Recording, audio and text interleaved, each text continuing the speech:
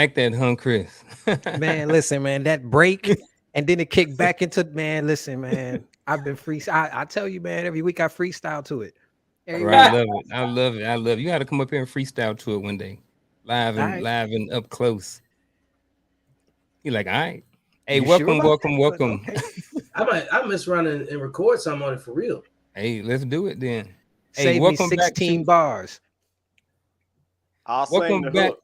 You seen the hook? Hey, there we I'll sing go. the hook. There we go. Hey, welcome back to another episode of Elevator Dialogue here on the Uncle Junior Network. I am the Uncle Junior, Mr. Build Your Creed himself. Over here, we have on the panel today the Wolf Pack. We have Mr.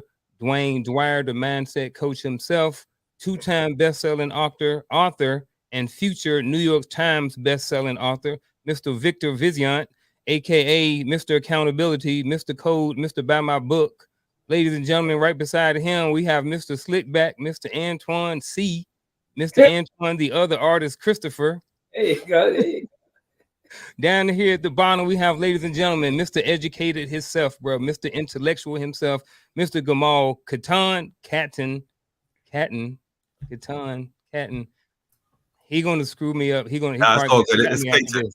Kamal Caton. I don't know how I messed it up today. Maybe Well, I'm nervous. It's that Nah, that ain't what it Virginia is. public school system of yours. Virginia Right? public school system. Exactly. You're exactly right. You're exactly right. Ladies and gentlemen, all the way over to the other side of him, Mr. Across the Table with Christopher. And in the middle, first time Wolfpack member, Mr. Bolden driven himself, Mr. TMI, Mr. Tate. Ladies and gentlemen, this is your panel. This is your Wolfpack for the night. Mr. TMI, please take a couple of seconds and introduce yourself to the audience. Oh man. Okay, so I haven't introduced myself in quite a while, but I'm gonna do it like I used to do it. So everybody that know me, they know I am the bad man, aka the black sheep, aka Mr. TMI. That's right. Tuesday night on TMI News, I give you all of the news the way we want to hear the news, not the way they give it to us, but the way we want to hear it. So tune in, Bold and Driven EP, y'all. Ladies and gentlemen, there you go. Tuesday, tune in. Make sure you tune in. Also, what's going on Monday nights over there? Monday nights, authentic ears, man, and you definitely have to have some authentic ears to tune in to that show. Honestly, man, so much props to all of those hosts over there on Authentic Ears. They are fairly new to the podcasting game, but when I tell you they are killing it, they are absolutely killing it. So congratulations, Kenya Cam, Sterling, and Jazz. Yeah, appreciate it. Mr. Dwayne Dwyer, what you got going on over there on Friday night? Oh, yeah. Thanks. I appreciate that, man. Every Friday night on the Empowering Perspective podcast or the Empowering Perspective community, we have a conversation called the Hearts of Men podcast. A couple of distinguished gentlemen, very knowledgeable, very intelligent, and very experience driven. When we talk about all things related to developing young men in the society, it's not just focused at men, but it's also focused to help men, help women who are raising young boys that don't have fathers in their life and wasn't blessed like me that have uncles that they can lean into, and just kind of help them to understand some of the things that young men are dealing with as they progress into a young adulthood. So again, Friday nights, 8 p.m. on the Empowering Perspective podcast. Come and join us, man. I think you'll enjoy it. And last but not least, Mr. Vic, he launched again Code Talk. I think he's gonna be going a little bit live a little bit more often. So Vic, tell us what you got going on over there on Code Talk. Man, so get ready to start being a little bit more consistent with the platform, getting some of my guest list guys lined up, promote some new products, been working on my store. Hey, matter of fact, check out my Shopify, put the link in the chat, I think, already. That's in the YouTube thread. And, getting my merchandise set up so people can start buying some clothes, and still developing my third book and also doing the audio book for the code so I can get it out as, as many people as possible and get it into their platforms as, quickly as I can. But got to get done the right way. So, making your next step the best step, man. So Code Talk primarily going to be operating on Tuesdays. The topics will be determined, it's more of a current events type of format. And unless I have like an actual spotlight, because I do have the accountable masculinity spotlight if I want to interview somebody, and then have the whole one-on-one effect. So, I want to let the audience kind of help shape the platform too. So I'm just in the middle of just being creative and spreading the platform out a little bit more and try to create, the right kind of network fusion. All right, I like it. I like it. I like it. Hey, as y'all know, we're gonna be talking about child support, paternal parenting, all those different things. So, with that being said, chat, thank you for being here today. Feel free to chime in, ask some questions to the panel. We appreciate that. If we can get to them, we'll get to them. Depending on how the conversation goes. So don't feel bad if we can't get to it if you pose a question in the chat. This conversation may spill over to a part 2, or it may spill over into a later show, possibly on Code Talk tonight. Just kind of depends on what goes on and how the show goes throughout the night. So with that being said, let's get started, man. I appreciate everybody for being here. Fatherhood is one of the most significant roles a man can play in his lifetime. While being a father can be a rewarding experience, it can also be a challenging journey filled with many emotions and practical obstacles. One of the most significant challenges of fatherhood is the financial aspect of it, particularly when it comes to child support. In this show, Fatherhood Chronicles, Paternal Parenting and Child Support, we will explore the experiences, challenges, and strategies of being a father and providing financial support for children from the male perspective. Our goal is to create a supportive community and provide practical tips and insight for fathers who want to be more involved, responsible, and financially supportive parents. Gentlemen, what say you? How y'all want to start this? You know So, what? Let's start with who just graduated from child support? Oh, You got the cap and gown. Let's start there. I finished a couple years ago. oh man. I'm done. I'm done. I am done with child support, man. I would say this. One of the things that comes up when it comes to paying child support or just being a paternal parenting overall is just managing and being able to have time to spend with your father, to spend with your father, to spend with your children. And I think what goes into that is your ability to be able to co-parent with the other parent. You know what I mean? Can your guys get along? Can y'all effectively communicate for the children? So I want to start with that as being, what are some best ways to communicate with your co-parent if you're in that situation? Or if you guys want to go a different direction, I'm open to that as well. Coach, chief child support officer. Hold on, man. This isn't a child support question. I'm just saying. You know what? Let's do this. Hey, so I'm Y'all trying to be just nice. get right into it, huh? I'm trying to be nice, but I'll kick it off. Let's kick it off, man. I'll kick it off. Yes, All right, I was trying to be nice with it. I was trying to be nice. See, I'm trying to be nice, but let's run that question for a second. Like, in my opinion, y'all, in our community, we take more pride into breeding our dogs than breeding our kids. And it's a shame that you won't breed your pit bull with a German Shepherd.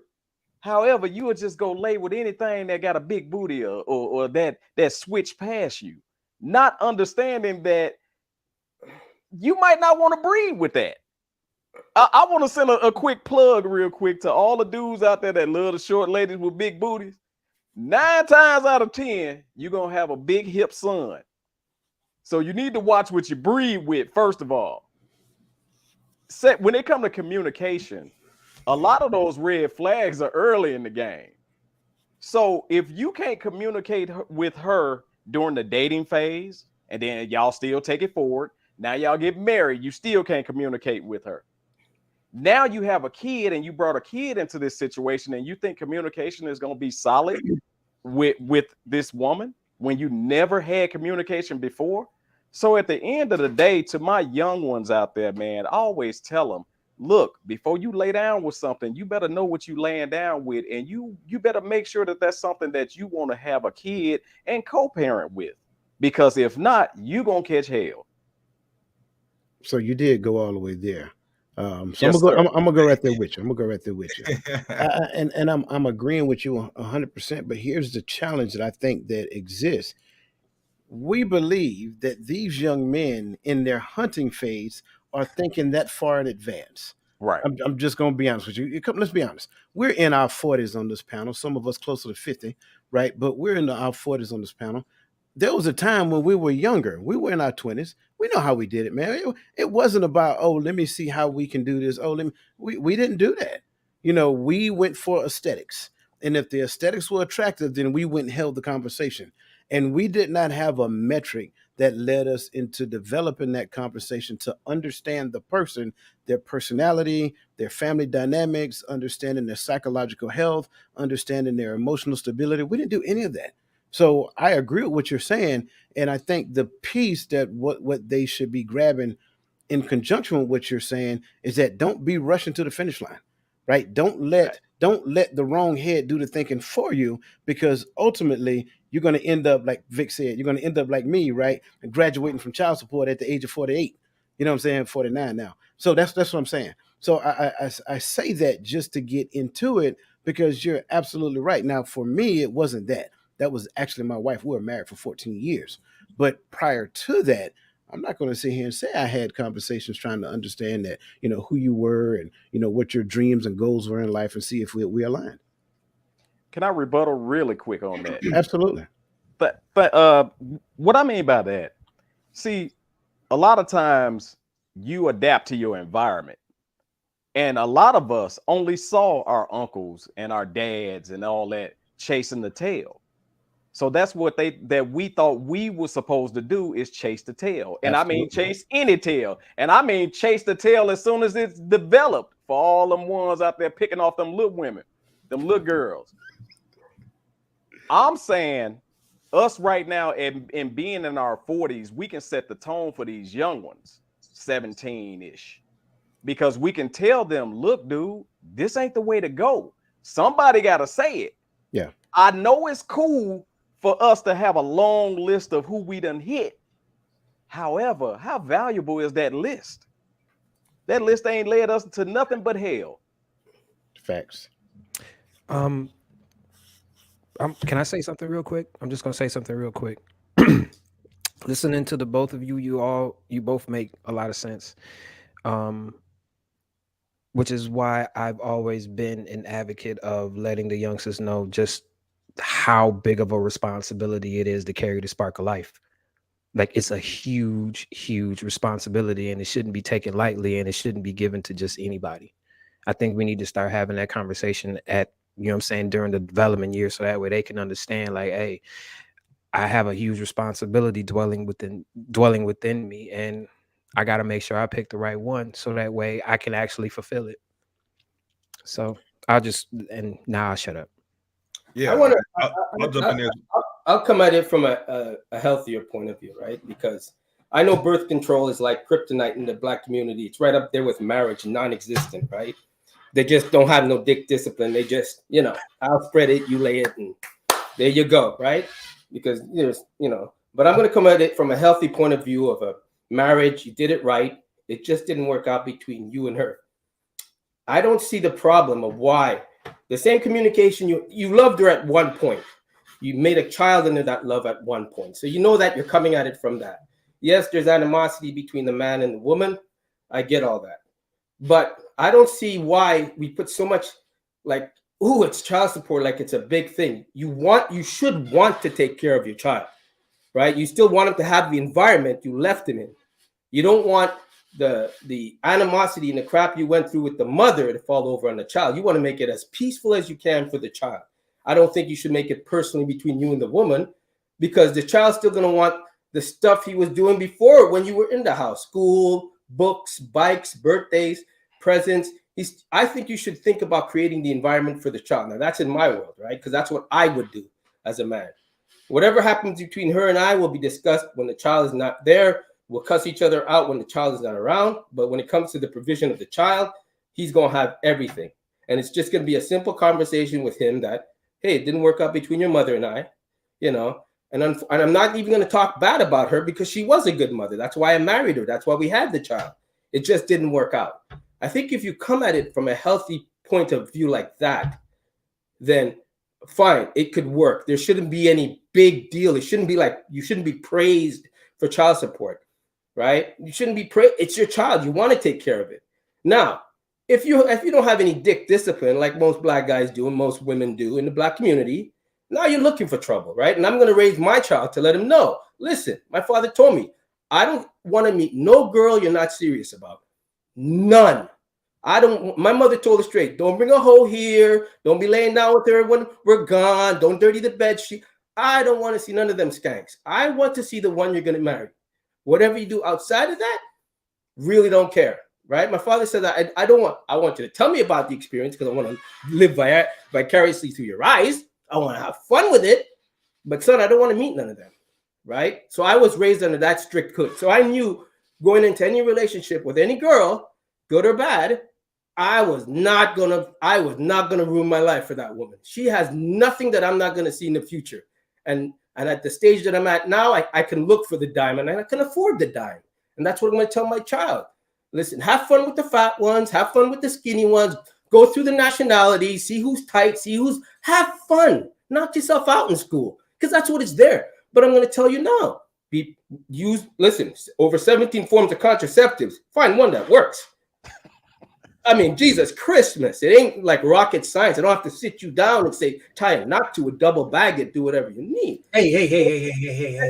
I think more parents do get involved with their child because they're going to do it anyways, right? And today you have so much access to porn and the industry that you're going to be busting a nut at 13, 14. It's not like when I was coming up, I didn't have access like that. I had Penthouse and Playboy, period. And those were under the bed when nobody was looking. So let's be real. They're going to get it in the backseat of a bus. That's probably going to be their first experience. And the next one's going to be under the bleachers, right? It's going to happen. So I think when it comes to child support, men have to really think, do you want to be trapped with this woman for the rest of your life? And if you go into marriage, all you have to remember is that you loved her at one point to make it work. So it shouldn't be a big argument unless she's wants to get at you, wants to attack you, wants to make it about, holding the child from you. Now she's doing wrong. That's all I'm going to say on that. All right, let me jump in here. So I'm that young man 20-something years ago that you guys are talking about, all right? The thing about, sex, especially as a teenager, you're sneaking around, right? So you're doing it in private. So you're not even thinking about the future. You're already engaged in activity you're not even supposed to be doing in the first place, right? So I'm that person that I told you guys before. I hit the lottery, right? Not the lottery I was looking for. 17, actually I was 14. My girlfriend at the time, she got pregnant. All right, we didn't go through with that. A couple years later, she got pregnant again. We kept, we had my daughter. So I'm in high school. I had my first kid. All right. By the time I'm 18 years old, I already have a kid. All right. Moved out. I lived in Brooklyn, New York. Moved to Ohio. Now I'm 21 years old. I got my second kid, different mom. All right. So like I am that person that, didn't know any better as a young man. But I was able to overcome that situation. Now I want to go back and talk about child support. Let's talk about that. Child support is a tough one, right? So we got to make sure we talk about how do you react to child support when it's being used as a weapon, all right? That's where I think the conflict comes in, when it's being utilized as a weapon. Sometimes, things may be going well and, there comes an end to a relationship and maybe next thing you know, you get hit with child support and you weren't aware that this was coming, anything like that. You get served legal papers out of emotions, right? I haven't been through that, but that I do hear that happens sometimes as well too, right? Sometimes people use child support for gain. I've been in conversations where I've heard ladies talking about how much they're getting in comparison to somebody else and felt like they should be getting more because this person is getting X, Y, and Z. So it becomes kind of like a cultural way of being able to make money as well too. So I think there's so many stigmas. And also, what happens when a man can't pay his child support? Is that the best thing for the family, right? This person is already down, right? Let's assuming they can't pay it, already making bad decisions, and they could potentially go to jail. Which once they go to jail, if they get that on their record, they can't make any money to provide anymore. And now their child is looking at them like, my dad went to jail, or my dad is in jail. So now you bring in jail into the household, and it's okay because my parent went there.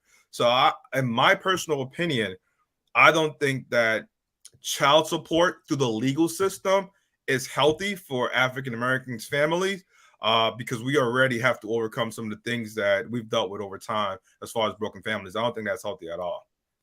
I think you can come to an agreement behind the scenes that works. I totally agree with that.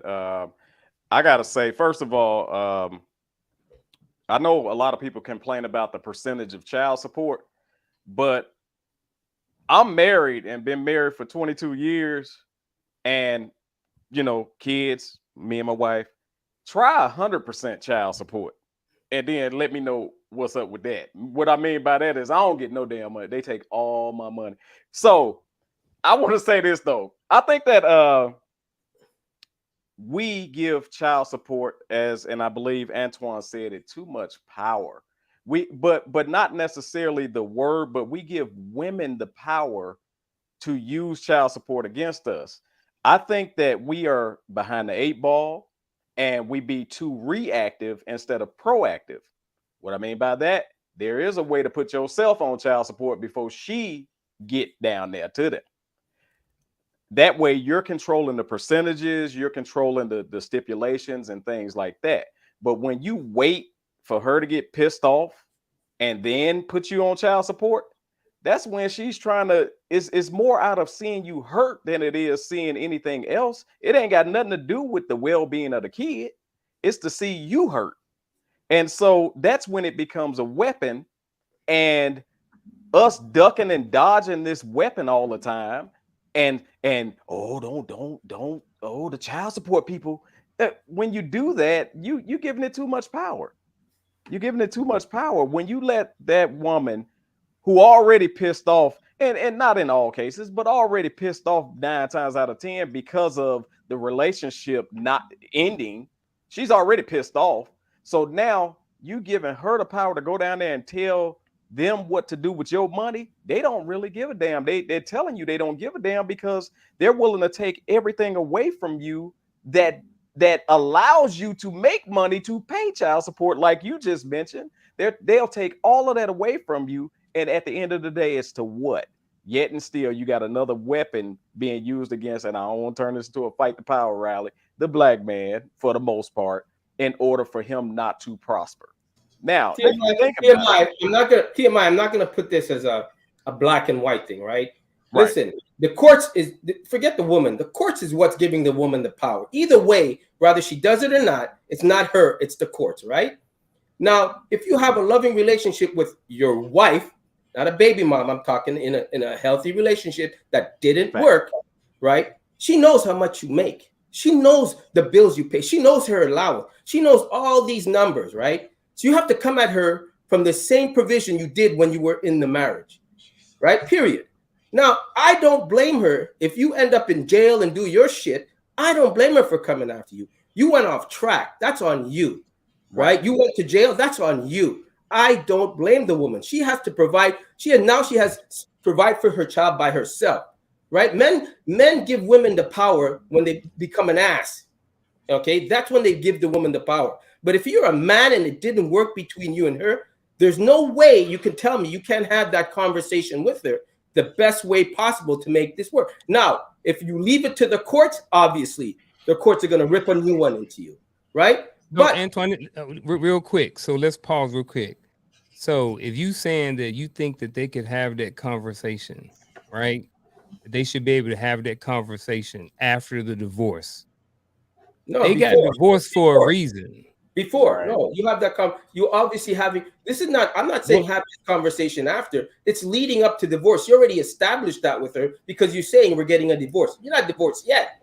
You're getting a divorce. But by that time, you got to understand what a healthy conversation, a healthy marriage looks like from Antoine's point of view, because he's going to speak from what he knows and understands. So like he's looking at it like, all things considered, went the right way, did it the right way, and something happened, and you still got healthy terms between two healthy co-parents. You know what I'm saying?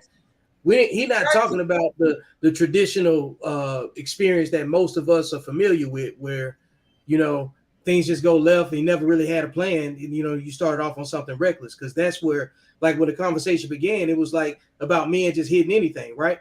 So if you just hit anything, you're gonna get a situation that's gonna cost you more money in the long run. Yeah, and if that's, you know, in They're not a hitting perfect anyone. world, in a perfect world, in a perfect situation, you know what I mean, that is what would happen. They would decide that they were going to get a divorce. They would come together and they were going to decide what's best for the children. In those situations, we don't need to have this conversation. You know what I Right. mean?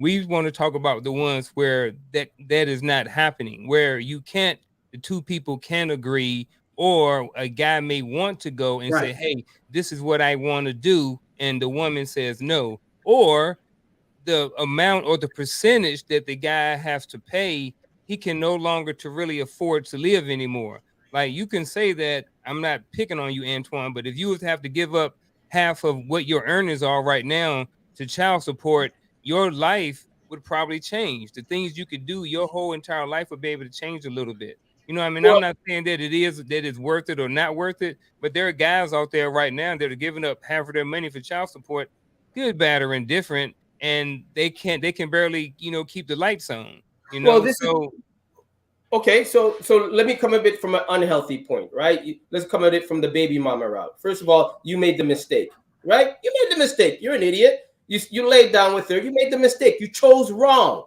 Okay, now you have to pay those consequences. She's gonna, okay. she's gonna take you to court. The court's gonna decide what you can and cannot do, what kind of job and how much the percentage is gonna go towards the child. You lost all control. Okay. Now, if you cheated on her again, that's going to add to her psyche, and you're pissing her off more. So you're creating this as you go, right? You have to just sit down with your tail between your legs and take it. Why? Because if you're the one that majority broke the rules, did everything wrong, what are you arguing about? You did it to yourself.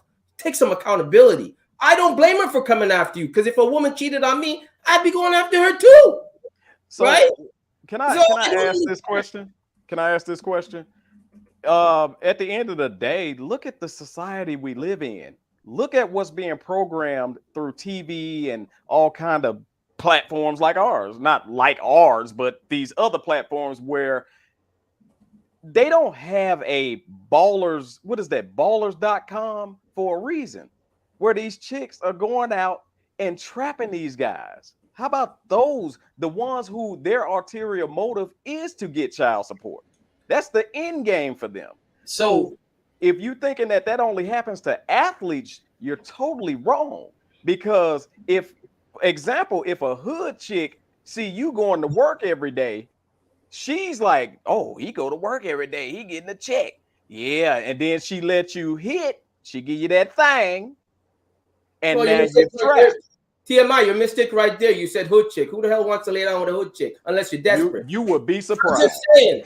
I'm just saying. A man on his game, on his purpose, providing, knows what he's building, knows what he deserves, ain't gonna look at a hood chick. He definitely ain't gonna look at a ratchet one, right? So you gotta understand what I'm saying. Outside the box on that one. You gotta understand what I'm saying. Chicks in the hood, I ain't talking about no CEO or somebody who building something. They said chicks in the hood just want somebody with a check. Oh, okay. So if you're going that low at the bottom of the barrel, which I can't relate to, because I just wouldn't even entertain that thought. But I'll try to go to the bottom of the barrel, because that's what you're talking about, right? Okay. So let me tell you something. If you're at the bottom of the barrel and you get scraps, you're gonna eat scraps. So you got to take what comes with the scraps, right? If you don't aspire to be better and you have zero dick discipline, dude, you're making your bed, lie in it. Don't complain later. You knew what she was before she spread it for you. Stop. You knew if it was smelling and you still went in, that's on you. That has nothing to do with her. So again, you said bottom of the barrel, and I hit the bottom. I hit top to bottom, meaning the ones who are on TV are displaying the same attitude that's being programmed from the top to the bottom. You can find it in the middle. You can find it at the top. You can find it at the bottom. And if that's being programmed into our young girls, I feel sorry for the young men out here, honestly. Me too. Because you can't tell that young man who to fall in love with, and then he's thinking it's legitimate when at the end of the day, she got an ulterior motive. So But that's why I preach, you better get to know who the hell you dealing with. Because if you don't, that's where you get stuck. I preach protection. I preach, buddy, look at that face and say if you want to spend the rest of your life with it. I say, look at your belongings, what you have, and where you're going. You better protect yourself. And when she says she's on the pill, I don't give a crap. I'm looking after you. So you better protect yourself. Don't believe nothing that comes out of her mouth until she got a ring on it. Then you can start convincing yourself you got to listen a little bit because she's actually worthy of the ring. That's all I'm saying. But see, the things that I wanted to switch it up. Speaking about, I'm sorry, Uncle John, you go ahead. No, go ahead. I know our coach had his mic unmuted. I wanted to hear what he had to say. So I'm gathering what everybody is saying, and I'm not disagreeing with any point. Only the point that demonizes a person, right? That's I want to make sure I'm addressing that because I think that's where we go fault. That's where we get into fault. Just because a person grows up in a particular environment, in most cases, that environment shapes that person. That doesn't make them a bad person. That just makes their habits not so good. I think we got to look at it from that perspective. The real concern here is not any environment whatsoever. The concern here is that the court system allows a situation to be leveraged against a person that is the non-custodial parent. That's the problem. And then they hide behind the idea that they're doing what's in the best interests of the child. Well, the best interest of the child is both parents working harmoniously together. So if the case was to be, then what they would actually do is that they would set up counseling for both the mother and the father to go to so that they can understand what co-parenting look like. Here's the other piece to it. Why is it that the non-custodial parent is the one that's tagged with the price tag, and then the other one is just the recipient? And I don't want to just make it a one gender focused thing, right? But however, whoever the non-custodial parent is, they get tagged with child support. Mine was $1,200 a month, right? So $1,200 a month. Why don't we split that in half? Why was I not tagged with $600 a month and then she ate the other six? Well, because you look at it, it takes X amount of money to take care of a child. Trust and believe. I guarantee you cannot produce an audit system that shows me that my ex-wife spent $1,200 a month on my son.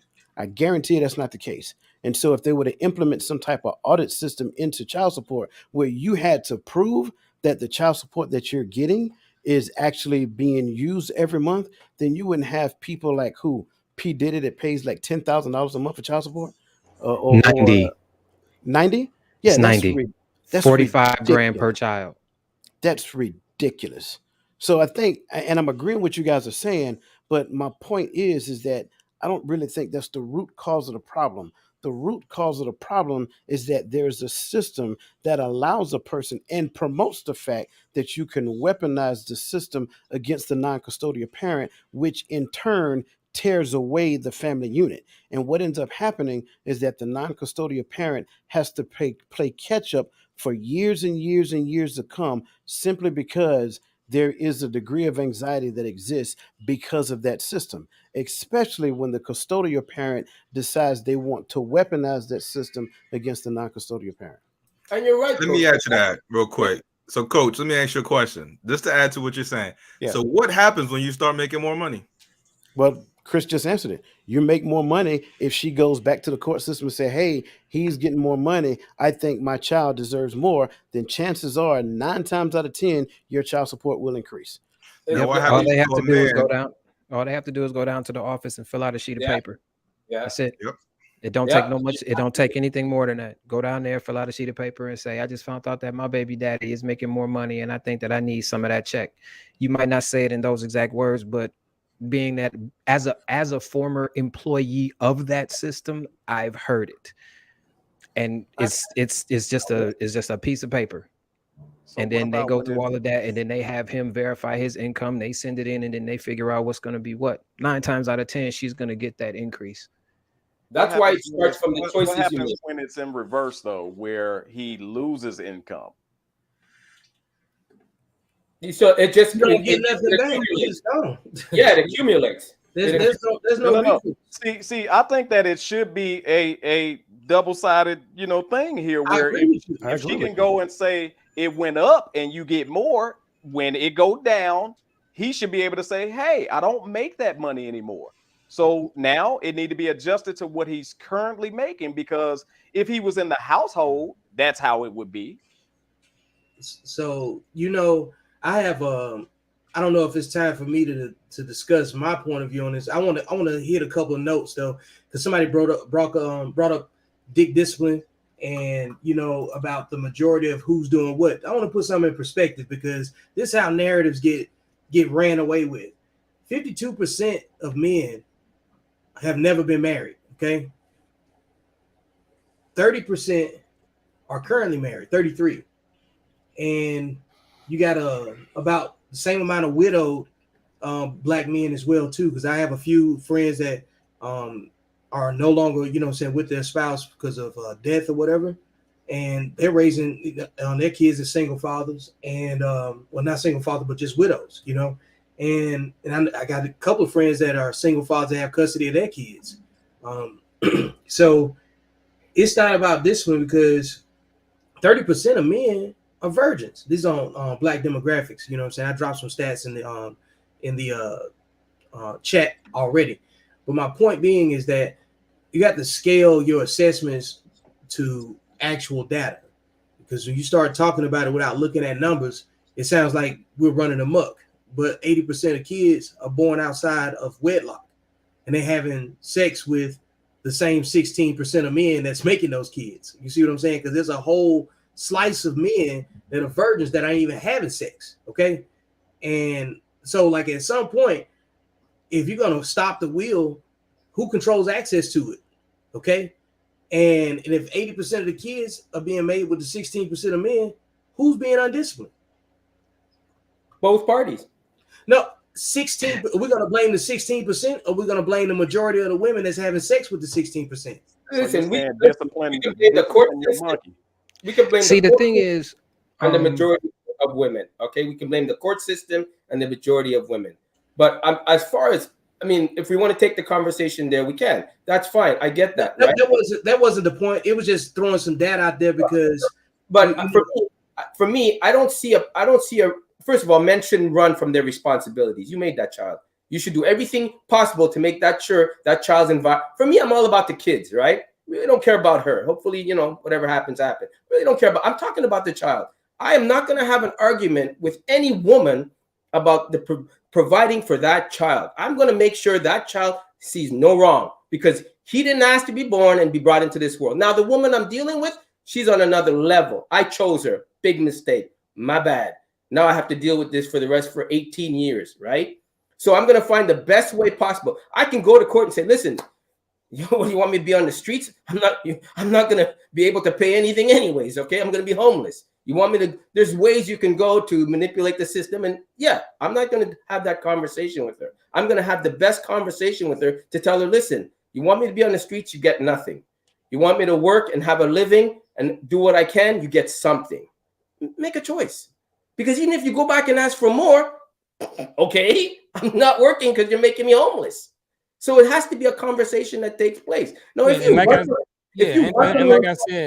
said, Antoine, like I said, in the perfect situation, like that's what we want. But like, this is not that conversation. Like, we understand, like all of us agree with you that it's probably best to have the conversation, to work things out together, so you don't have to get the courts involved. We're trying to talk about when you can't do that. You know what I mean? That's what and you have we're to talk about. You have to. We're trying to have an objective view about it. This ain't about what you think. Here's what we're going to do.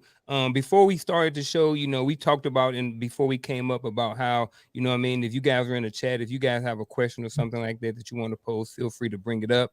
Gamal posed the question before we jumped on, put it in the chat, and then Michael Humble, appreciate you, brother, appreciate the comment, appreciate the question. So we're going to get to it. So Michael Humble, like I said, appreciate the question for the group. Say you as the man got the child. Will you put the woman on child support? Um, Are we answering that? I could answer that. That's Answer easy. it. So, Answer it. so That's I'll easy. jump I out could there. answer it. I'll jump out there real quick. That's easy. Go ahead. I'm gonna say this, man. The reason why we in trouble today is because we trying to do too many things that the women do. Everybody's sensitive nowadays. I feel like as a man, I don't have time to be chasing no woman down looking for no money to help me out to raise the kid. If you gone, you gone. I'm a man. I'm gonna stand on mine. I'm gonna take care of this kid. I don't need your money. That's my feelings about it. My feelings about this is this. I'm going to tell this straight. So listen, I'm going to take care of our child. Now, this is, if you want to contribute, that's great. If you can, that's great. You should want to contribute, because if you don't, the child's going to know that you did nothing for him. You want that reputation? I'm going to hand it to you because it's on you. Did mommy give anything? I ain't going to lie for you. No. Did mommy come for my birthday? I ain't going to lie to you. You can create whatever image you want to create for that child. I'm not going to lie for you. So whatever you decide, I'm a man. I ain't chasing no woman for money. What are you going to give me? What are you really going to give me? Really? I got my house. What are you going to give me? If anything, the child ain't going to live with you, right? But I want you to be part of the child's life, because there's some things nurturing wise I can't give him or her. And there's some things you can't, right? So I'm talking solely about the child. I will not chase you for money, but I won't lie to the child for you that you give nothing. So whatever image you want, that's how it's going to be. And you and I are going to get along great for the sake of the child. If you can't pick him up, drop him up, I'm going to do it for you because he wants to see you. I'm going to be the best parent possible. But again, if you choose not to give money to the child to help the child, help me raise the child, he or she is going to know that. And that's the image they're going to see of you. So when they're 18 and they have those questions, here you go. That's it for me. I'm done. It's easy for me. I want child support, not child support. I want the mother to be a healthy, functional part of the parenting team. I don't want her paycheck. I want her to be a functioning member of that child's life. I want shared responsibility. I want to facilitate her being a good parent. I think that's what's in the best interest of the child. Going back to what I just previously said, I'm not going to the court system for the court system to do something that I'm supposed to be doing myself. It is the custodial parent's responsibility to ensure that that child has a healthy environment. Therefore, if I have to build a bridge with the non custodial parent, if I have to humble myself and swallow my pride, even though they hurt my feelings, I don't care. The child is more important than my feelings. So, with that being said, that's what I would do. I don't want your paycheck. I want you to show up. I want to help you show up. If I got to pay for you to come, I'm okay with that too, as long as the child has exactly what it needs. That's my point. Child support, not child support that the court system demands. Well said. Well said. I'll jump in and give my answer on this. So, I have full custody of my daughter, and since she was very very little, it was a tough process. Even her grandmother, was on my side, right? The mom's mother was on my side, and we had a lot of key evidence that should have been a very simple custody hearing, and I should have got full custody right away. All right. But the system is not set up for the male, right? And she got way more opportunity than she should have gotten. But anyways, got full custody. I have not ever attempted to put her on any type of child support. She does not contribute. She does not help. There's times where I've asked, like, hey, she wants to do this. Maybe there'd be a good opportunity for you to help her out. Nope. My response that I've received was, well, you went to for full custody. You go ahead and just, you take care of it. All right. So that's perfectly fine. This is my belief around, like, this whole conversation around, like, taking care of your kids. So child support, financially, if a guy is, or anyone is forced to pay child support, all right, there can be some emotions attached to them that makes them not participate, as Coach is talking about, as being a parent, all right? They feel like the money is enough and I don't have to do anything else because they may be bitter about a particular situation. right? Then you got people who do have that relationship and they're supporting the kids. Maybe they can't do it financially, and that becomes a problem as well too, right? So sometimes it's hard for people to meet in the middle. My belief is this: if you're not taking care of your kids in any capacity, that real estate is going to be in the back of your head, whether you're paying for it or not. All right. And you may be able to strike gold, but you're not going to know what to do with that gold. So you're not going to be able to create and be fruitful. It's going to haunt you for the rest of your life. So I don't have the energy, like you guys are saying, to chase after somebody. I know that they're going to struggle mentally because they know they're not doing the right thing. And they're going to have to jump to some vices, drugs, alcohol, something to try to get over the fact they're not doing what they're supposed to be doing. I think for me, I'm kind of a hybrid model. I like kind of what everybody was saying. If I could have it my way, kind of a hybrid model. I think that a certain amount of financial obligation I would ask for. I wouldn't ask for 50% of her income. Absolutely not. I think that's too much. Like Coach said, I want child support in the fact that I would want her to be part of the child's life. But I also think that there's a certain financial obligation that could help minimize some of the strain. If we're together, blah blah blah, depend on the situation.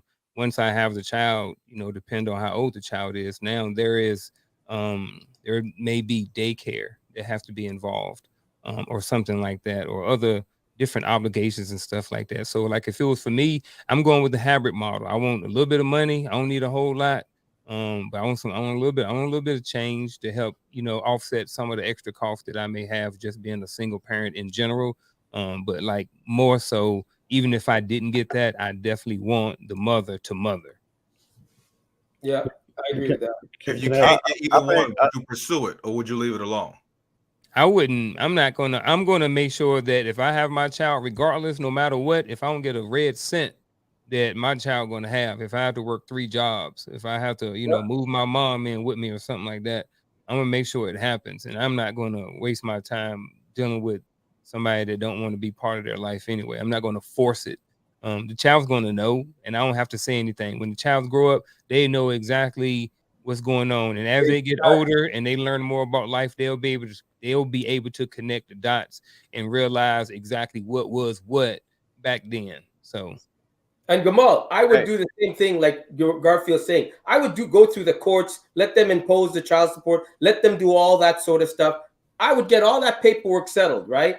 Because I let the courts, if she doesn't pay, that's on the courts. That has nothing to do with me. You know how much you were supposed to pay, but I'm not going to chase her for it, right? But I'm not going to deny that mother entry into my child's life because we created this together, and I don't want to have any animosity towards her that will impact the child. I want him to know that, hey, I loved your mother at one time. You were created out of love. Unfortunately, it didn't work. She doesn't want to come around. But I did everything necessary to try to let her come around. But there's some things daddy doesn't have control of, and that's one of them. I can only control what I do. I can't control what other people do. And that's what I'm trying to say. If she doesn't want to pay what the courts impose on her for child support, fine. I'm not going to chase her for that $2 or $3. I'm going to do what I can do best. And I'm going to let the child know this is what we can afford. This is what we can't. This is an A and B conversation. Your mom saw her way out of it. There you go. Hey, so man, I think it's dope that, and I hope all the ladies that out there are listening as far as how men stand on their responsibilities and don't really, but I got to make this question a little bit harder if Uncle Junior don't mind. What if your baby mama is Oprah? Do you chase the paper then? No. I don't know about y'all, but Oprah gonna give me mine. She gonna give me mine. I'm chasing. Boy, I seen that coming too. Hey, The way I seen it. then I'm with Antoine. Hey, I don't think Oprah will make that mistake. I think if I'm getting support, I think if I'm getting the support like Coach talking about, the support being in her life, I think that's gonna come with a little bit of the bag. Right. Over. That's but see, we make a joke about that, right? But this Yeah. is the thing. There is something that happens, and I'm going to call it magical. It's not magical, but there's something that happens magical when you are a part of bridging that gap for an intimate relationship between them and that child. You are facilitating them being a functional part of that child's life. You don't have to ask for anything. They will ask you, how can I help? And Yep. if they don't, I'm okay with that as well. I'm gonna use my situation, right? Because when I was in the Army, I mean, I was at E7. I was stationed at Shaw Air Force Base. My kids was in Texas, right? So I'm paying child support. Not only am I paying child support, I'm also paying spousal support. So you're looking at about $2,000 a month. And oh yeah, by the way, when it came time for me to go and see them, I had to pay an airline ticket. I had to get the hotel fee. I had to also get a rental car. And you see what I'm saying? So you're looking at an additional $1,500 when I go see them, because I'm not just going to go see them and sit and look at, we look at the four walls like, so dad is here now. No, we're going to go out and we're going to do some things. So it would be easy for me to spend an additional $1,500 that month just to spend time with my kids. And in my opinion, again, this is just my opinion, I think that's ridiculous. That is just ridiculous. But this is all predicated based upon a system that exists to where when a parent can actually weaponize the system against the non-custodial parent, when the only thing that needs to happen is that we need to come to the position to where we can learn to function as a team for the sake of that child. So if I got Oprah pregnant, Oprah ain't gonna have to pay me. But trust me, when Oprah show up, she's gonna ask, "Hey, you know what? You're doing all this. How can I help?" And I'll be like, "You know what? However you see fit, by all means, we open to that." And I think that's the best way to go about it. Coach, let me ask you guys let me ask a question on the panel. All the guys that are married or pay child support, right? Let's just say the court say you pay $1,200 or $2,000, and you know you can't afford it, right? In your situations, when the court issued what you're supposed to pay, because I'm assuming you put yourself on child support, did you go back to the wife and say, "Listen, you know how much I make, you know I can't afford it, or I can't afford it, you know I can't afford spousal," right? Did you guys were you allowed, was she receptive to say, "Okay, I know how much you make, I know you really can't afford to pay me as well as the child, so let's have that conversation"? Was she receptive to that, or did she say like, "You know what, I'm just asking"? I would say this honestly. I think if it got to the court system, we couldn't have that conversation before with her.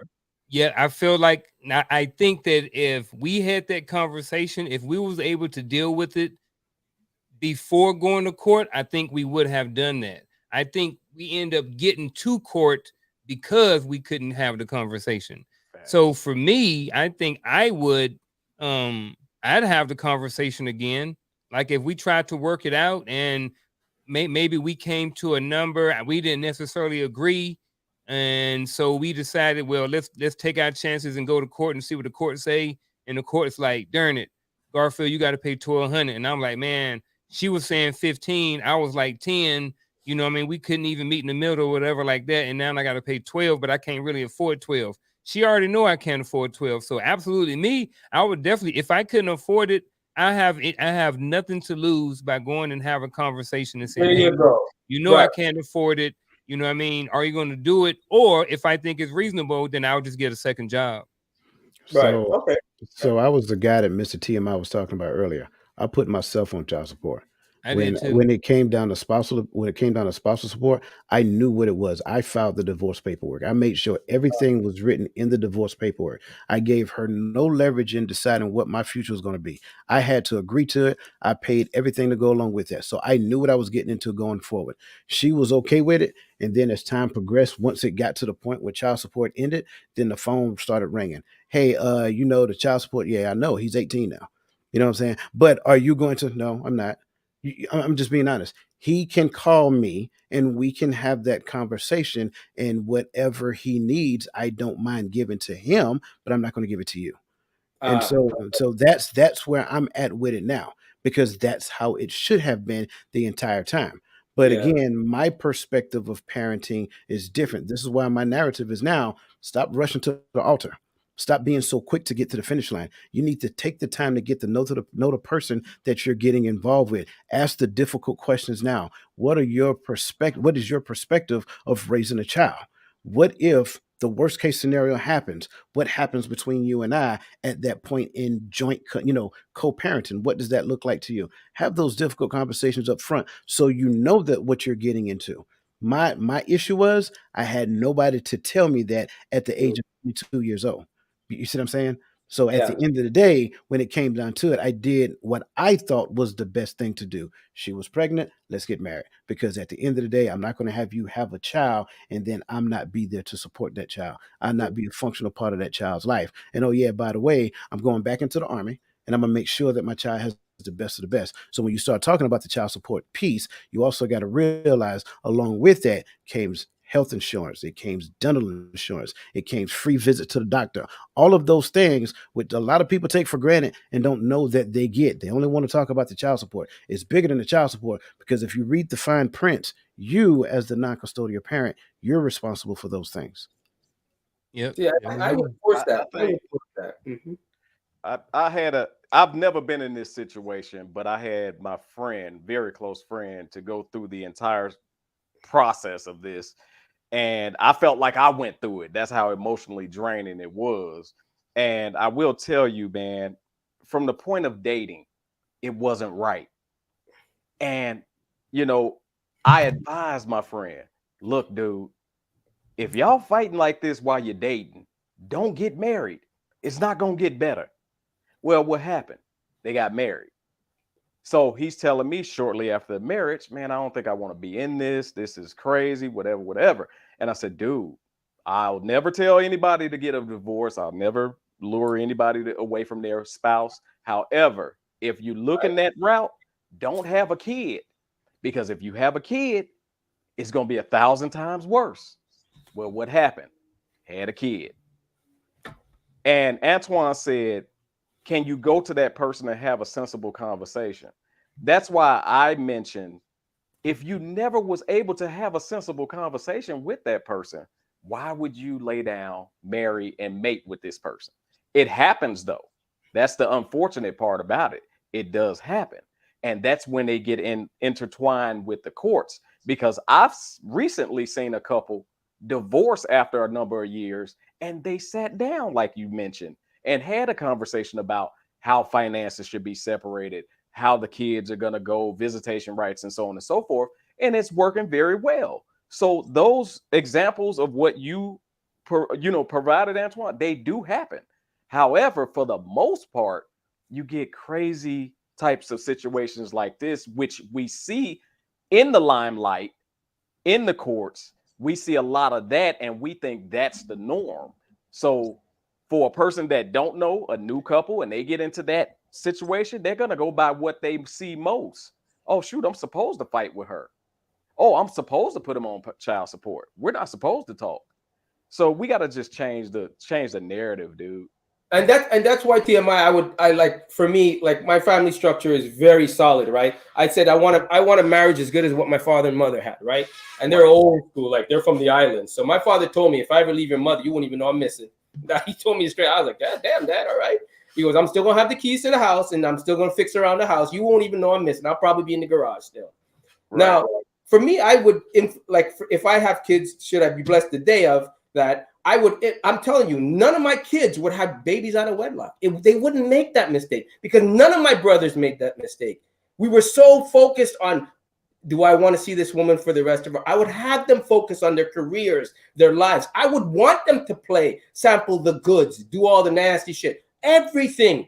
But they would know to protect themselves, because I would say, son, there's no other blessing than having a wife that is there with you with your kids. Do not have that baby mama shit outside. No, don't pick up another man's trash. It ain't happening. You ain't happening. Don't ever. My father made it straight. He goes, don't ever bring home a baby mama. I'm telling you that right now. It ain't gonna ever happen. I swear to God, I'm gonna kick you and her out. So he installed that fear in me. I was so scared. I made sure that never happened. So I would pass that on to my kids. I would pass it, because we're lions. I'm a lion, right? I kill off the cubs. I don't blend them into the pack. So I would really enforce, make sure that's the girl you want to marry. Make sure you have that conversation. Make sure you live with her first before you have kids. Make sure you know all the protection, everything. That's the way I would do it. Now, if he makes a mistake, because things happen, he's going to have the access to come to me and say, Dad, dude, I know you taught me well. A, B, and C happened. I can't understand why it's so hard. I'm gonna speak as a former employee of the whole system. Like I always say before, I used to run files between family court, the child support building, and the municipal court. I've also sat in a couple of mediations. We're sitting talking about two sensible people having a conversation about something bigger than them. It does happen sometimes. However, I have been in mediations where it has been completely one-sided and there is nothing that the other party can do about it.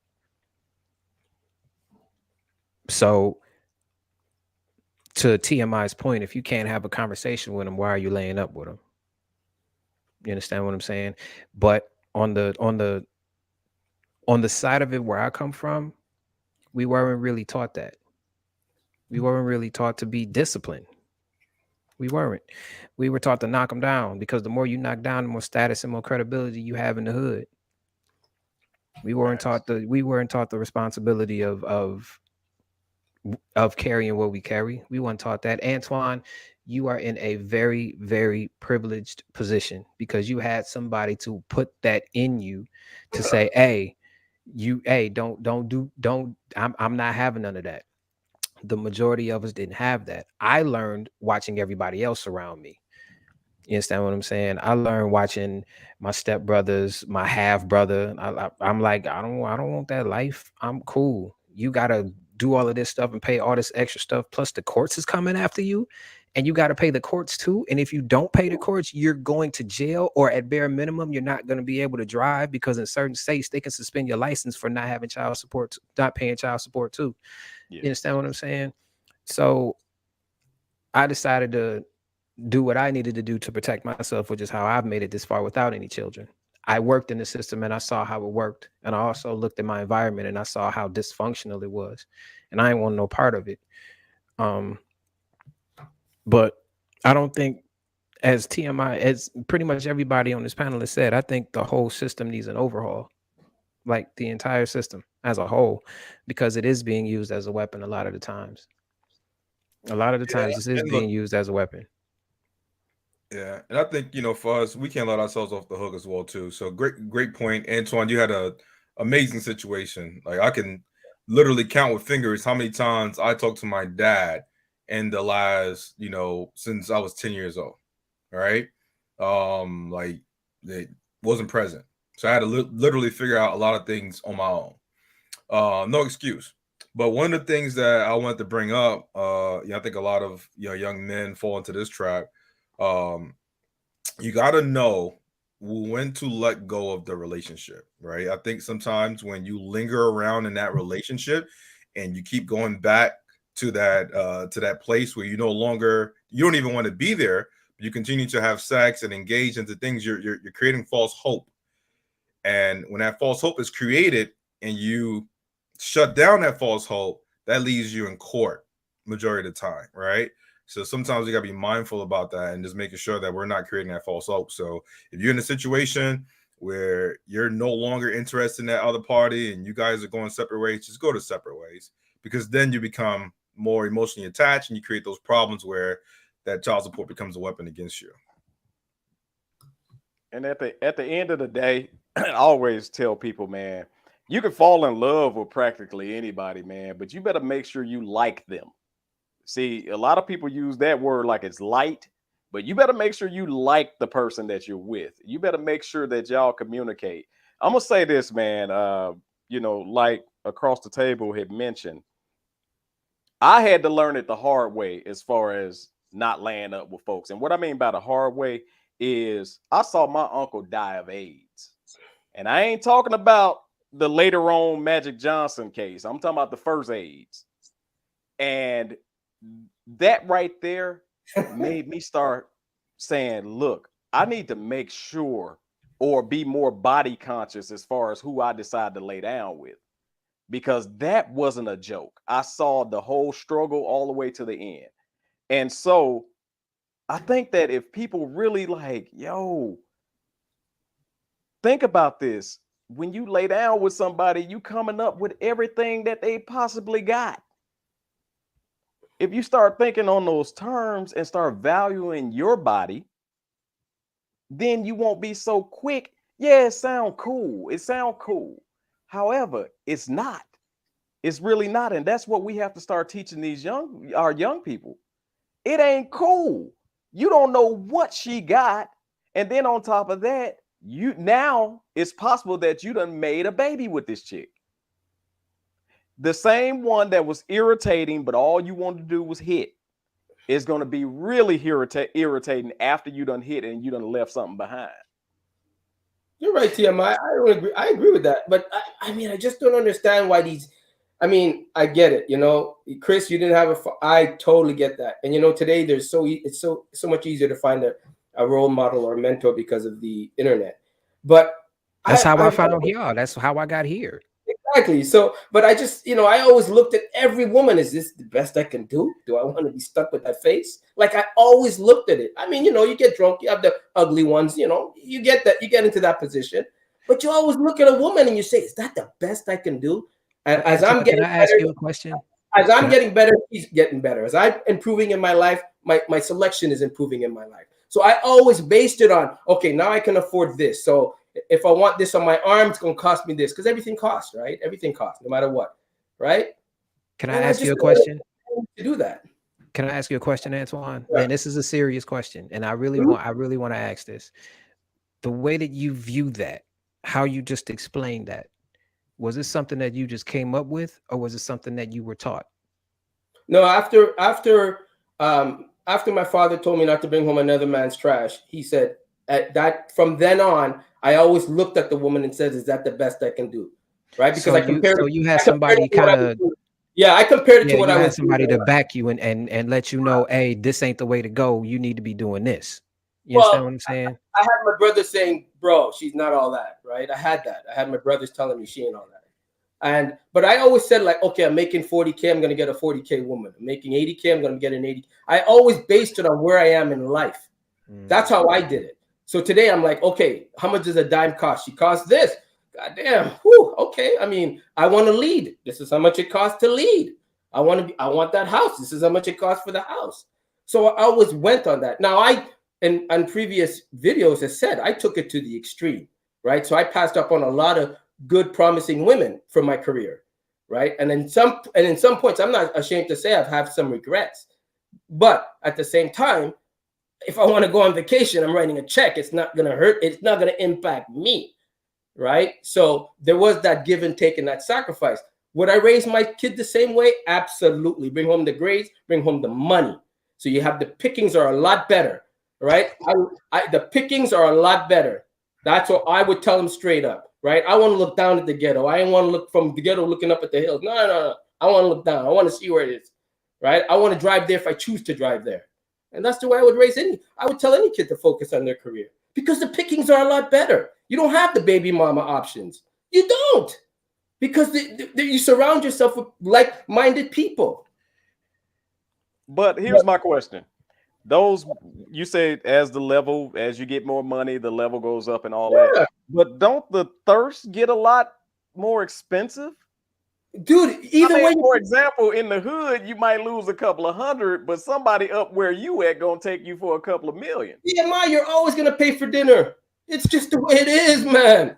You're always gonna pay for dinner, right? You take her for a steak or McDonald's, you're paying. I mean, you always go. She's not gonna take advantage of me because I'm gonna tell her when she's an idiot. But I mean, you're always gonna pay. No, I don't know, guys get that mixed up. Like you're not gonna pay. Hey, Antoine, what is child support like in Canada? Same thing, but the same thing. It's really the same thing across the board everywhere you go. But in Canada, you know, see, I'm not. That's not my field of expertise. But the guys that I do know got divorced. They're always they're all. See, I was raised with a lot. All my friends are married friends that got divorced. I never had that baby mama crap, right? So all my friends that I associate with got divorced. I don't think I didn't have met friends that I had babies outside of wedlock. But in that situation, they were always able to talk to the woman. They were always able to come back and say, listen, I can't afford it. They were always able to have that conversation. I even think even if I have a kid out of wedlock, right? Even if I have a kid out of wedlock, I'm gonna lay it on with a woman that has a good mind, that I'm gonna have that conversation with her. If I do stupid shit to cheat on her, she has every right to come after me. I'm not gonna put myself in a position. I'm not gonna go where I'm not wanted and put myself in a position where I'm not the strong boy. I'm not on the A side. I'm not gonna do it. And I'm gonna mentor any kid coming up the same way. I'm gonna say, put yourself in the best position for the best options. I mean, So from your perspective, right? You and Chris are unmarried and single. What about does child support deter you from pursuing a relationship that produces marriage? absolutely not. I got a solid whatchamacallit. I lost my chain of thought. You got a solid whatchamacallit? Plan. Prenuptial. I got a solid prenuptial, right? He's gonna have to sign. Prenup. Prenup. He's gonna have to sign. There's no let me think about it. If you have to listen, you're not getting half my art. You're not. So how does that restrict your approach though? You know what I'm saying? Because every time you add another layer of protection or some sort of boundary, how does that like change your approaches? Like I'm saying, like, does that narrow down your options? Do you have? No. Every woman's nice. I mean, listen, I'm not gonna say they don't flinch when I drop the prenup on the table. They're gonna say, "Really, you're gonna have me sign?" Yeah. Oh, Well, I mean, in that timeline, I'm just saying, like, I want like the variables, like in your mind and how you see things going. It's not about whether or not it'll work or not, because you already got a plan, like you said, right? Yeah. So how much time are you giving your plan with these variables, like the prenup and these other things to take place? Like what kind of timeline would you put on yourself from today to when you say, okay, that's too long? And meaning to get married? I mean, like to be in a situation where, like you said, from a healthy perspective, right?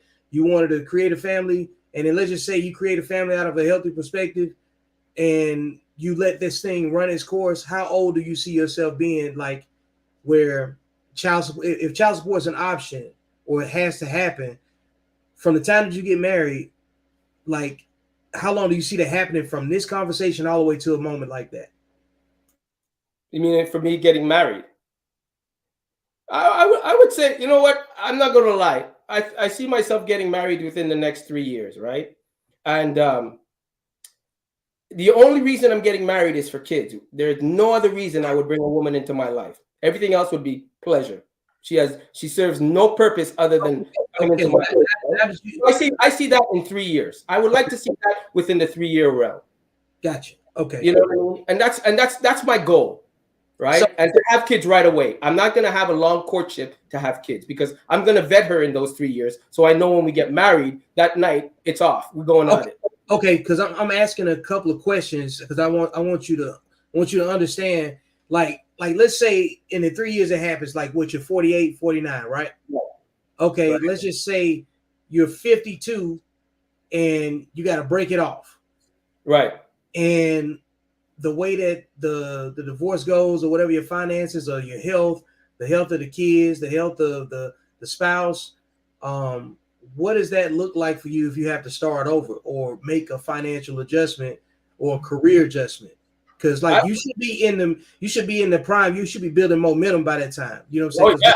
Oh yeah, I'm good. So life happens. How does Antoine adjust? Well, if life happens like this, if it didn't work out between her and I, obviously it was a great relationship because we lasted as long as we lasted. It just didn't work between you and I, right? I'm not going to say you cheated, I cheated. It just didn't work. I'm going to make sure she has a good life, and I'm going to make sure my kid has the best life, because I'm leaving everything to him, right? I'm leaving everything to him and my children. She's going to have a good life. She did nothing wrong. It just didn't work out between us. Now, if she starts coming at me in a mean way, guaranteed she's not going to want the back end of that, right? We're not going to have that conversation. I'm going to let the lawyers take care of that. Let's see who has the deeper pockets. Let's go, right? I'm not going to get into all this because I got to create. So I don't, if it doesn't work out, it doesn't work out. But I see myself making sure she's okay, making sure that, she's not on the streets, making sure my kid's not on the streets. I don't want that kind of the fight. I don't want that fight. I'm just going to say, what's going to make you happy? Because obviously it didn't work out with us. I am not going to put myself, I know when I'm not wanted somewhere. Why would I go?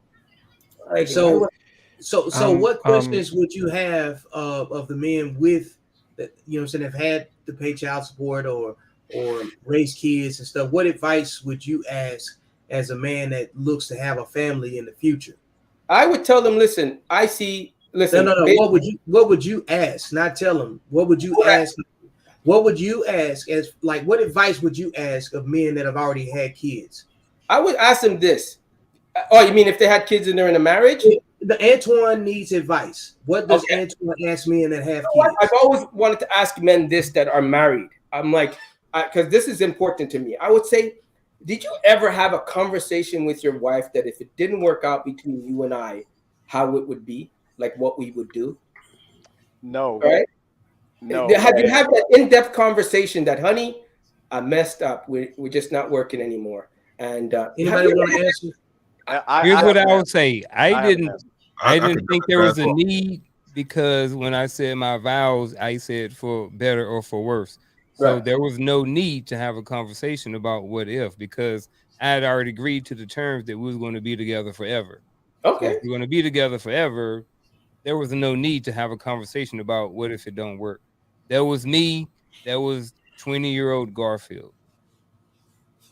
Okay. So Go ahead, in my TMI. situation, my wife and I, we never ever put that little poison word of if in there, because at the time we both had been through whatever relationships we were going to go through, and we knew what we wanted out of marriage.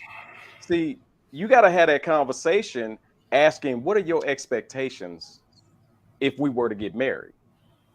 And if they come in with a bunch of ifs, that might not be the right situation for you. Also, you got to see if they are looking to be on the same path as you, because you don't want to marry somebody who's not moving while you're trying to push the family ahead, because they're doing nothing but either slowing you down or stopping you. You got to have somebody that's pushing just as hard. The relationship is just as important to them as it is you.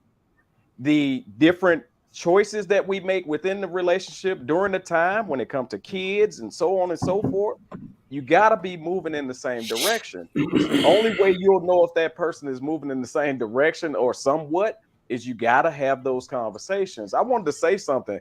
Antoine said he vet, or when he vets someone. Yeah. I think that's a very important stage. You got to vet someone to see where they're coming from. However, Antoine, in today's society, casual sex is being pushed.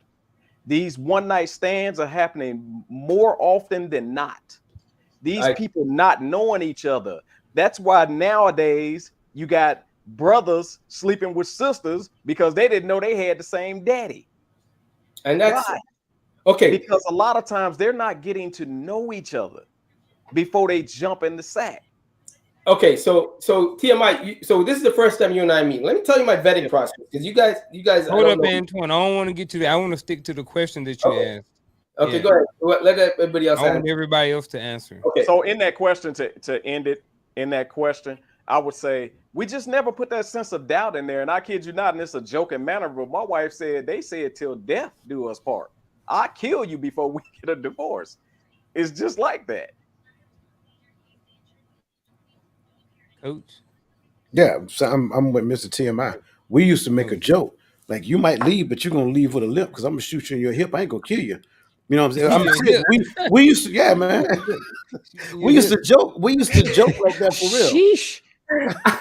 Real talk, man. Real talk. That is a real joke. Yeah. Yeah, it's like the only way out is you. That's the only way out.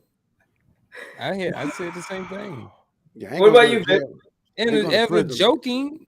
Yeah, I ain't going to prison, but I spend a night in jail. I shoot you in the hip. There you go. Yeah. Hey, man, they say behind every joke is a hint of truth. Yeah. Hey, if you've I been married wasn't and always divorced, saved. Hey man, we're gonna let this topic. Hey, I'm gonna bring this topic over to Code Talk. You know what I'm saying, after this one, because I know we're approaching the wrap up on this, because I know this is an extended conversation. So if anybody else wants to continue it, come on over. Let me say this to TMI, because I want him to know. TMI, when I say vet, let me tell you how in depth I vet a girl. Like the girl, I'm sort of kind of like, actually, she has potential, right? Okay. I explain to her, this is how we vet. She hasn't slept here yet. She hasn't done. I mean, you know, we're getting into that stage. So she knows I'm married-minded right off the bat. She knows that right off the bat I want kids. So that's not even a question. And she knows already I'm not going to wait after we get married to have kids. There's no long courtship. It's going to be like, this is it. We get married. Let's go. So that being, are you still there? Can you hear me? So again, it's TMI. So that being said is this. She knows how important and how passionate I am about my art. She knows she comes after my art. She never comes before. She's second in my business. In my professional life, she does not even hold a candlestick. She knows that I don't care what she says. She has nothing to do with it. I don't want to hear she likes my artwork. I don't care. She comes second. In my personal life, she comes first. Again, this is a conversation I'm having with her. I explained to her, when I'm in my studio, don't expect the I love yous. Don't text me. Don't do nothing. The red light's on. Leave me alone. These are the things I break down to her. These are the things, and I've even told her, you're coming into my life. I don't care if your parents like me, don't like me. I'm not here to please them. I'm marrying you. Whatever they feel about me, I'm still getting paid. I'm really letting her know this. Now, she, on the other hand, rebutted and said, well, suppose I don't like your mother and your father. I said, I already know you don't like my mother and father. You wouldn't meet them if I know you didn't like them. Because if you don't like them, there's something wrong with you, right? Because they're very simple people. They're old school. So they already know. My mother already knows if I take one look at her and he don't like her, I'm going to say, Mom, why? She's going to break it down. And she has her own mother questions to ask. My mom's from the islands. She has her own mother questions to ask.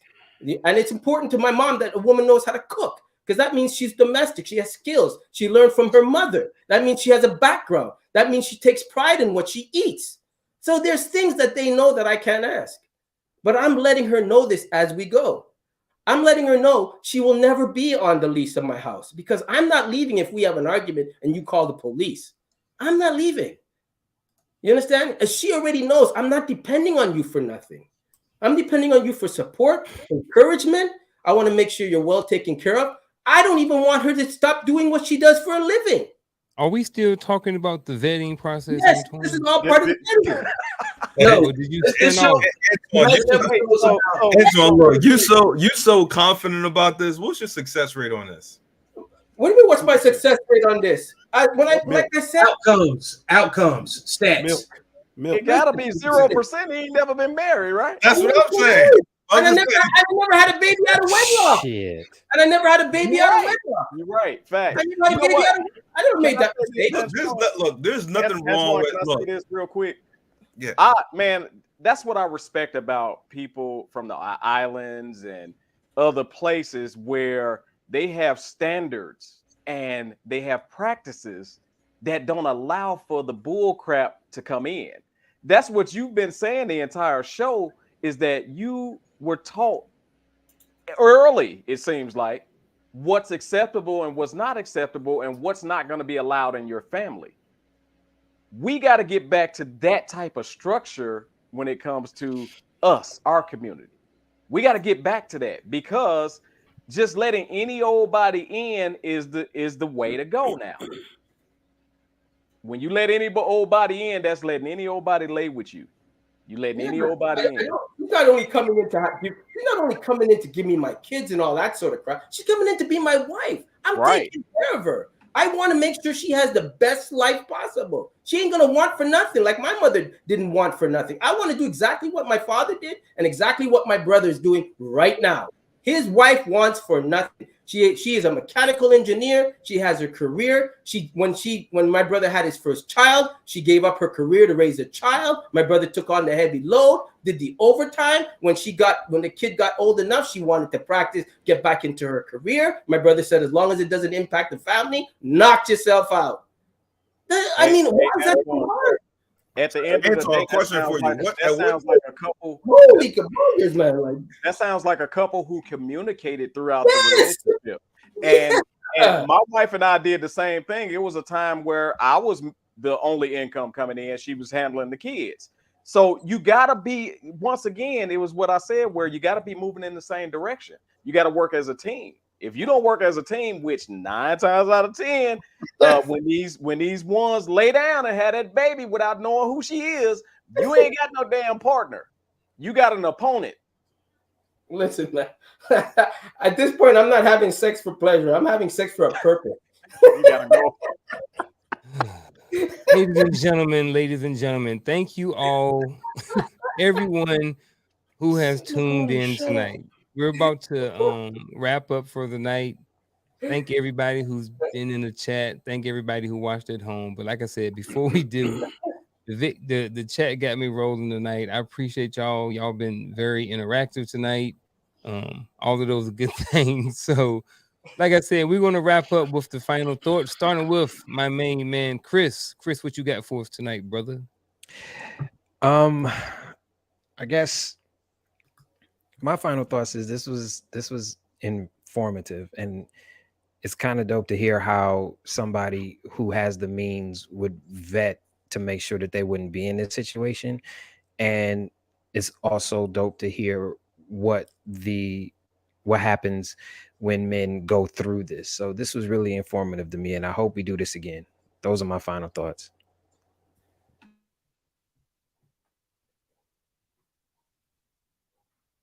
So, listen, it's all about communication. Again, there's nothing you have to tell her, ask her the hard questions,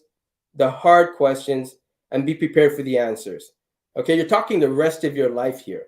And if you're going to be with this woman for the rest of your life, my God, ask the tough question before you actually jump into a relationship. If you're at the age where you want to get married, that means you vetted yourself. You know what you're about. You formed your habits. You know what you're willing to tolerate, not tolerate. You know what you're willing to bring her into. I mean, you want to lead, then lead, right? But build yourself up to the position where you put yourself in the best position possible in life. I'm not saying there's not going to be any struggles, but if you're going to struggle, you're struggling together moving forward. But she's on the same page as you, right? And no man should ask any woman to give up her career. You compromise for the sake of the family when you have one. You build as a family. But at the end of the day, you're leading and making sure everything is taken care of. And that's how people should live their lives. Have the tough conversations. It's not, if you're arguing in the beginning, why are you staying with her? Obviously, that's not the one. Be willing to walk away. Right? Be willing to walk away. Believe me, she's not the biggest fish in the sea. So there's going to be one for you. She's just not for you. So have the ask the top questions, the tough questions, have the conversation, really vet this woman because you're talking about the rest of your life. She's coming into your life. And there should be no, ask. That's it.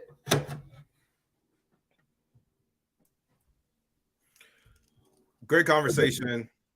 If you catch yourself in a situation where you're in a relationship and you split, and we're talking about financial support and custody, everyone mentioned communication is key.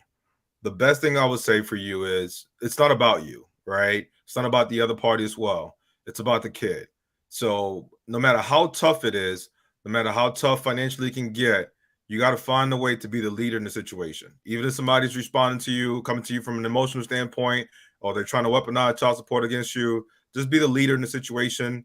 And one day they will follow your lead. Or if not, your child will see exactly what you've done. So just be the leader. There you go.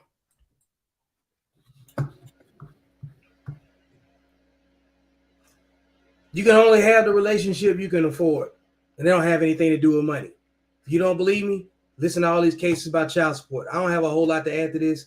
That Antoine did nail both subjectively and objectively. Guard your meat. You know what I'm saying?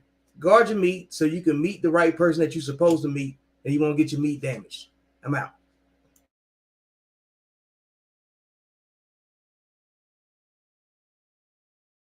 TMI, where you go?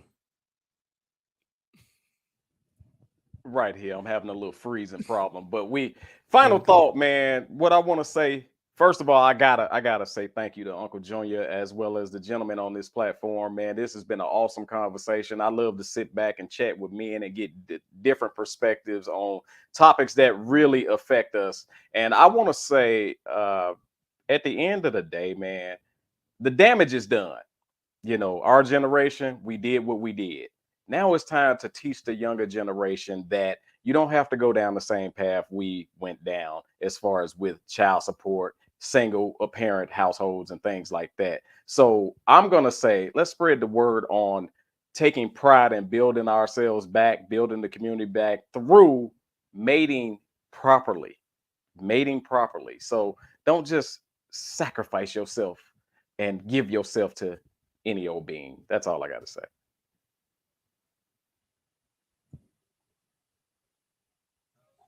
Hey, I kind of want to piggyback off for where Mr. TMI left off, mating properly. I think that's important. I think it's important that we take the time, going back to what Gamal said, to communicate with the individual that you are in, that you're interviewing. I'm gonna use that term loosely. You're really just talking to the person just to understand whether you guys are meshed, whether you guys are equally yoked. Again, what are your viewpoints? What are your belief systems? What do you believe? Raising kids look like. What does marriage look like? All of that is important when it comes down to parental parenting. I know we didn't paternal parenting, I know we didn't really get much into that, but men are just as equally qualified to take care of their children as mothers are. There's a stigma that exists to where most people believe that men cannot or do not have the ability to take care of their children. I do not believe that. I believe that men are equally qualified. You have a brother on this panel that talked about that tonight. He has custody of his kids. So I think that's important to understand. I think when it comes down to it, there's also another stigma that says, I carried the child for 9 months. Therefore, there is an idea of ownership when it comes to that child. It takes two people to make a child. I want to make sure I stress that piece.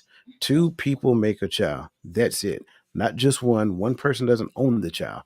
A child is not owned. It's not your child. You are just responsible for the upkeep and the well being and the training of that child until they become an adult. When we actually adopt that mindset, then we'll get out of the idea of ownership and leveraging that child against the other parent. The court system is not for you. I don't care who you are, mother or father, non-custodial or custodial. The court system means you or your child no good, even though they will use terms that say in the best interest of the child.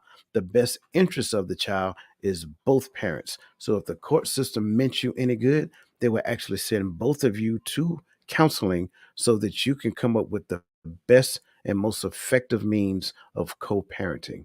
And that's it. Here's what I want to say, and this is not necessarily final thought. This is just a thought overall. Um, Over here, and this is different. This is a sidetrack from the conversation.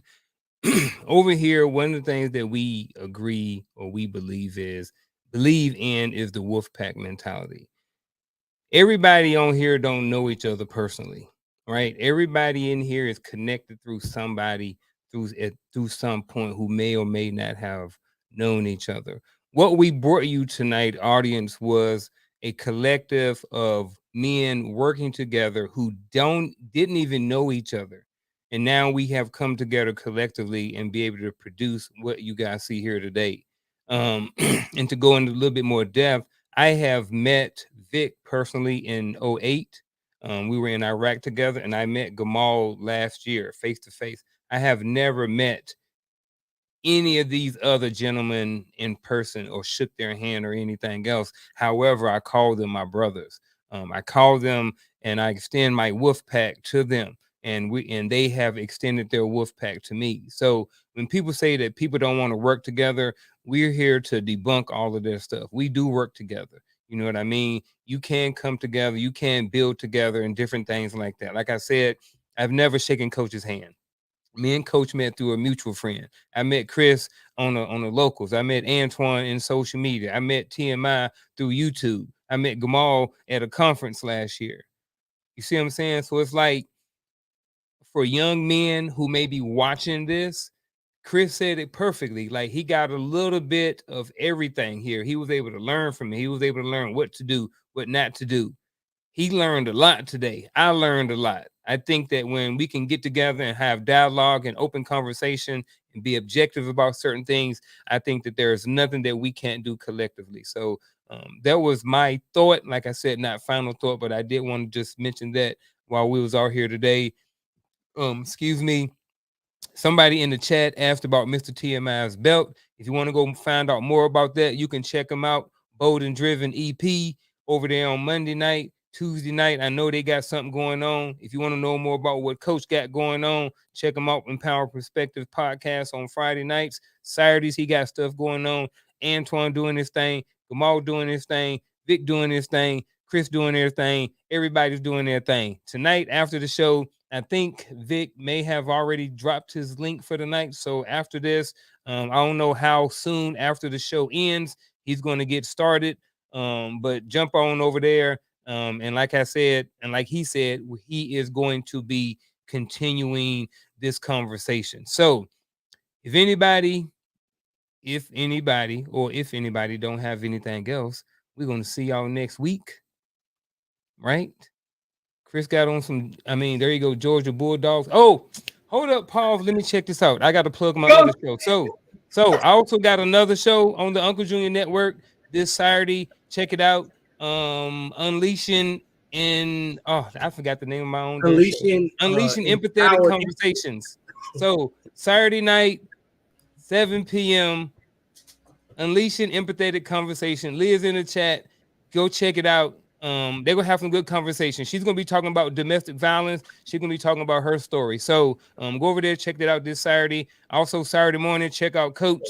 Mr. TMI got a belt over here that Coach I think talking about taking. Just FYI. But we'll talk a little bit more about it after the show. Ladies and gentlemen, see y'all next week. We out.